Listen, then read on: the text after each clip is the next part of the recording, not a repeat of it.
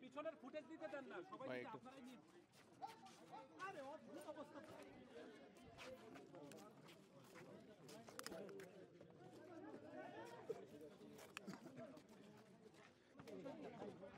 Mobile down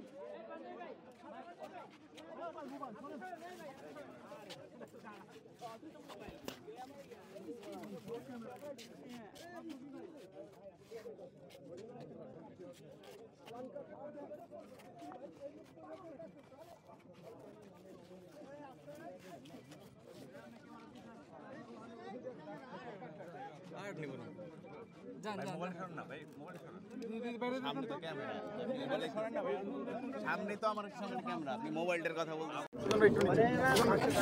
2009 সালে আজকের এই দিনে বাংলাদেশের জন্য, বাংলাদেশের সেনাবাহিনীর জন্য একটি কালো দিন। এই দিন বাংলাদেশের শত্রুরা এবং বাংলাদেশের যে সেনাবাহিনী, সেই সেনাবাহিনীর শত্রুরা তারা চক্রান্ত করে বিডিআরে যে অভ্যুত্থান নাম করে সেনাবাহিনীর চৌকস 57 জন সেনা কর্মকর্তাকে নির্মমভাবে হত্যা করে এবং একটা তছনছ করে দেওয়ার একটা অবস্থা সৃষ্টি করে সমগ্র নিরাপত্তা ব্যবস্থাকে।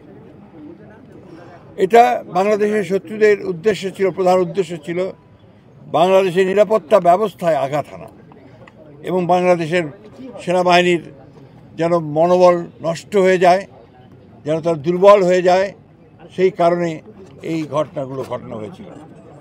সবচেয়ে দুর্ভাগ্যের বিষয়, তখন যারা রাষ্ট্র ক্ষমতায় ছিলেন, হাসিনার নেতৃত্বে আওয়ামী লীগ, তারা অত্যন্ত পরিকল্পিতভাবে এই ঘটনাটির সঙ্গে যোগ সাজেশ করে যথাসময়ে যথাযথ ব্যবস্থা গ্রহণ না করে তারা এই ঘটনাগুলো করতে দেন।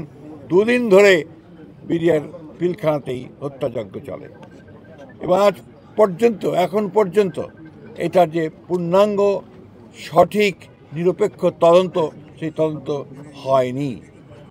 আমরা সরকারকে ধন্যবাদ জানাতে চাই যে সরকার অন্তত এটাকে শহীদ সেনা দিবস হিসেবে ঘোষণা করেছেন এবং আমরা আশা করব, প্রত্যাশা করব যে এটার পূর্ণাঙ্গ সঠিক নিরপেক্ষ তদন্ত করে সঠিক বিষয়টিকে উদ্ঘাটন করা এবং যারা দায়ী তাদেরকে তাদের শাস্তি নিশ্চিত করা, তদন্তের মধ্যে বিচারকে নিশ্চিত করা। এবং এটা আমাদের জাতির জন্য একটা কলঙ্কজনক ঘটনা। আজকে এই দীর্ঘ বছর পরে, আজকে প্রায় 16 বছর পরে আমরা আজকে সবাই ঐক্যবদ্ধ হয়েছি। দেশের রাজনীতির একটা বিশাল পরিবর্তন হয়েছে, আমূল পরিবর্তন হয়েছে। বাংলাদেশের ছাত্র জনতা সেই ফ্যাসিস্ট শক্তিকে উৎখাত করে আমাদেরকে সুযোগ সৃষ্টি করে দিয়েছে আজকে একটা নতুন বাংলাদেশ নির্মাণ করবার। আজকের এই দিনে শহীদদের প্রতি আমরা গভীর শ্রদ্ধা নিবেদন করছি।